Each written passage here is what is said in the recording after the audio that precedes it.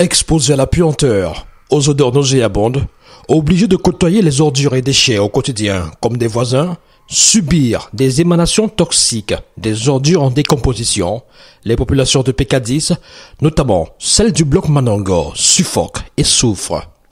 Nous sommes ici au quartier Pécadis, situé à un jet de pierre du génie militaire, où se trouve cette décharge qui s'étend sur une bonne partie du quartier. Implantée en bordure de route, de passage dans le coin, des conducteurs de motos benzine et autovéhicules sont assaillis par un parfum désagréable qui en provient. C'est ici que les camions de la société Isacab viennent déverser des ordures collectées çà et là à travers la ville. Sauf qu'à la longue, cette décharge suscite pas mal de controverses et polémiques. Rendus sur les lieux, nous faisons face au mutisme des populations du bloc Manongo, quartier qui fait face à la décharge. Ici, on préfère garder le silence de peur d'être inquiété, vu la proximité avec des employés de cette entreprise ou encore ceux de la communauté urbaine propriétaire de la décharge. La plupart des commerces et activités dans le coin prospèrent, surtout grâce à la forte clientèle qui se recrute parmi le personnel de cette décharge. Et dans un tel contexte, nous avons essuyé des refus catégoriques pour répondre à nos questions.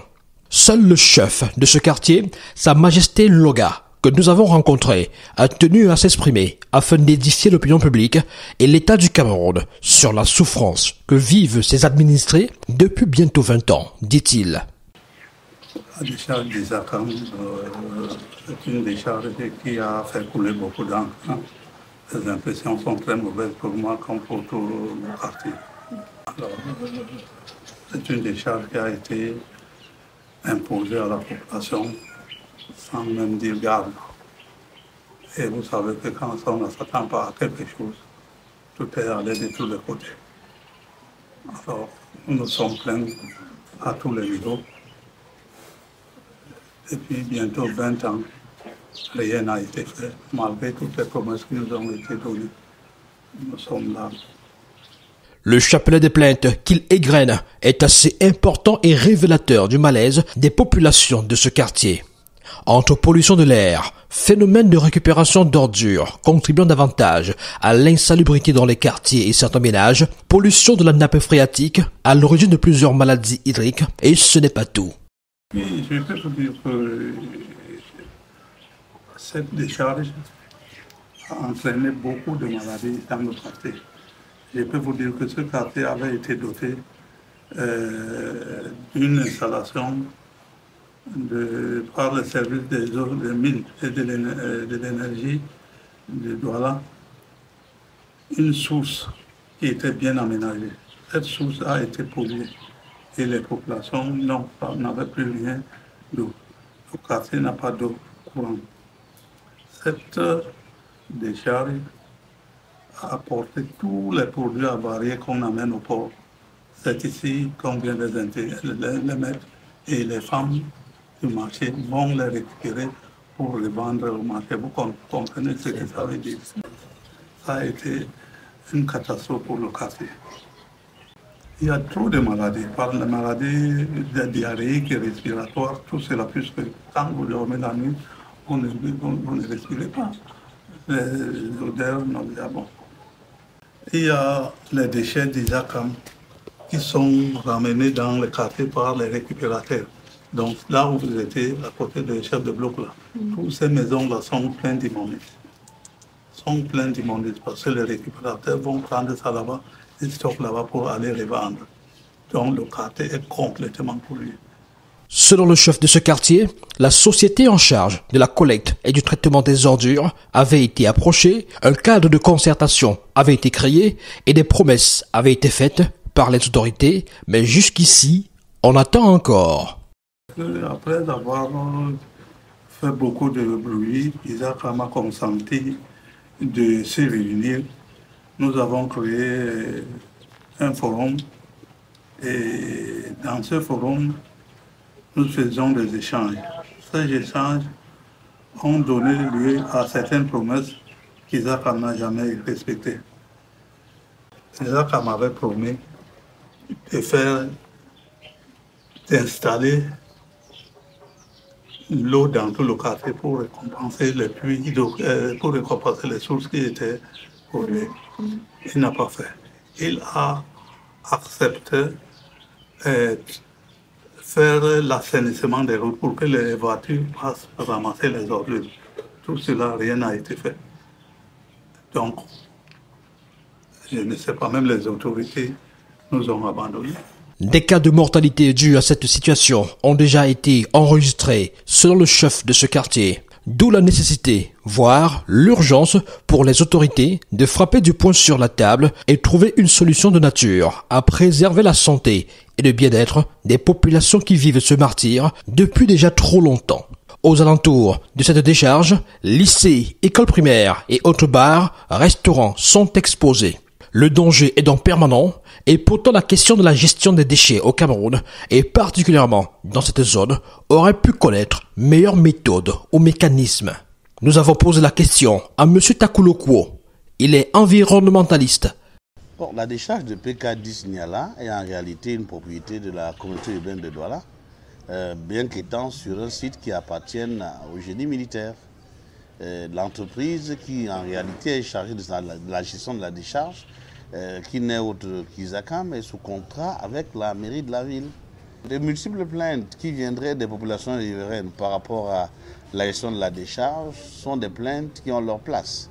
Mais elles doivent également savoir qu'il y a des mécanismes de suivi et de contrôle au niveau de la décharge qui permettent un temps soit peu d'avoir des éléments, notamment sur les lixivias. Les lixivias sont en réalité ces écoulements que l'on note à partir de la putréfaction des déchets. Vous avez un écoulement liquide qui s'y opère et qui est récupéré par phénomène de gravitation dans 3 bassins à lixivia. En réalité, aujourd'hui, on est en train de passer de 3 bassins à 6 bassins. Il y a un projet qui permettra à ce que d'ici quelques mois, que cette décharge ait, au lieu de 3 bassins, 6 bassins à lixivia, pour permettre que ce qui pourrait peut-être expliquer la forte pollution des nappes et du sol à ce niveau soit plutôt utilisé comme un bien. À partir du moment où vous avez choisi la technique d'enfouissement par égalage, par système de dégalage, la première conséquence c'est que le méthane qui est enfoui, il y a des risques d'explosion dus au fait que vous avez du méthane qui est piégé, il y a un piégeage du méthane.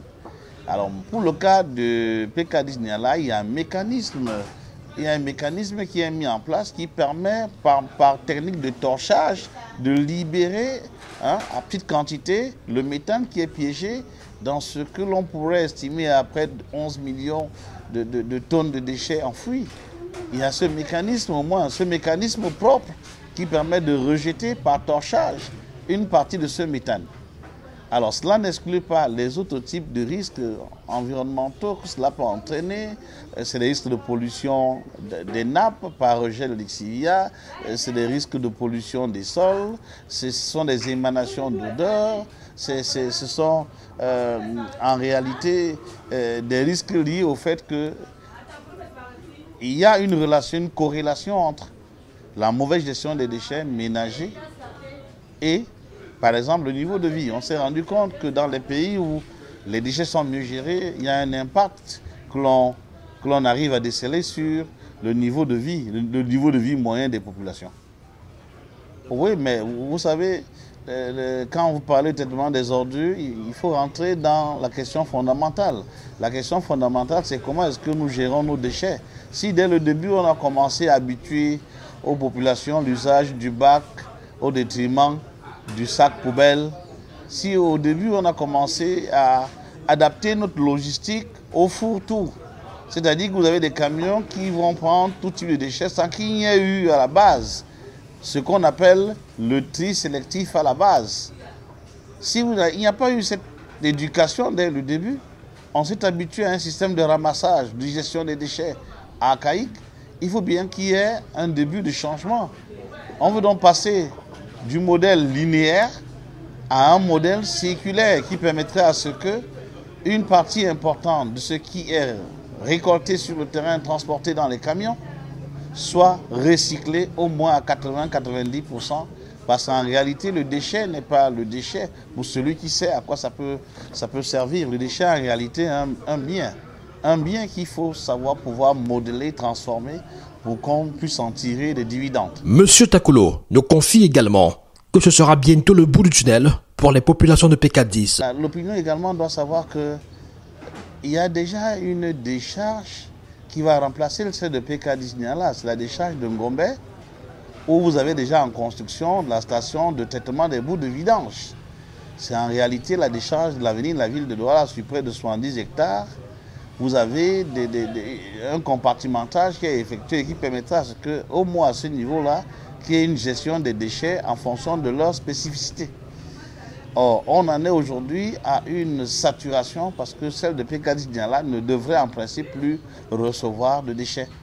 Et il y a même un projet qui vise à le démanteler complètement, à en faire un centre de tri, pourquoi pas une forêt communale, pour permettre à ce que tout ce qui a été enfui entre-temps soit utilisé à bon escient. Je pense que les populations devraient, au-delà du fait qu'elles se sentent peut-être maintenant mal à l'aise, comprendre qu'il y a tout un projet, le gouvernement n'est pas sourd à leurs appels, il y a tout un projet qui vise à permettre à ce que nous partions de PK10 Niala pour la décharge de Ngombe, qui en elle-même réunira toutes les conditions de décharge moderne, en ce qui concerne la spécialisation, en ce qui concerne l'établissement des quais, en ce qui concerne les voies de circulation au niveau de la décharge. Non, ce qui est prévu, nous avons été informés, ça ne fait pas 3 mois, par une société que je crois la communauté a envoyée ici, que la décharge va être délocalisée. Mais depuis 20 ans, eux-mêmes ils avaient promis enlever la décharge après 10 ans. Mais nous sommes aujourd'hui à 20 ans. Donc même la promesse qu'on nous dit que ça va être délocalisé, nous ne pensons pas. Les populations de PK10, situées aux alentours de cette décharge, attendent toujours la matérialisation de ces belles promesses et espèrent désormais respirer un air moins pollué. Wow. Ah, c'est de tout près, hein. Ah, il est d'odeur.